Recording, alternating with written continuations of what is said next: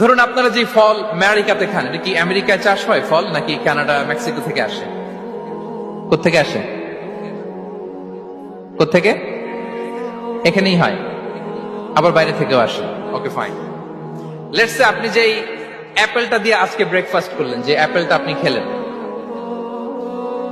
এটা মেক্সিকো থেকে এসেছে। ওই অ্যাপেলটা যখন কুড়ি অবস্থায় ছিল, মুকুল অবস্থায় ছিল, তখনই ওটার মধ্যে আপনার নাম লেখা।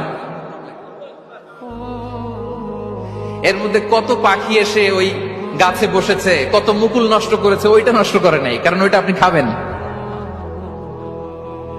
ওইটা পুষ্ট হয়ে সুন্দর একটা ফল হয়ে ইম্পোর্টেড হয়ে এটা আমেরিকাতে আসলো, আমেরিকার বাজারে।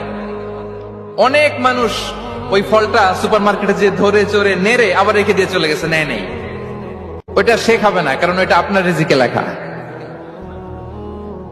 ওই ফল আপনি নিয়ে আসলেন, বাসায় অনেকে অ্যাপেল খাচ্ছে, কিন্তু ওই অ্যাপেলটা খাবে না, কারণ এটা কে খাবে? সুবহানাল্লাহ পড়তে পারলেন না মজা করে? আল্লাহু আকবার।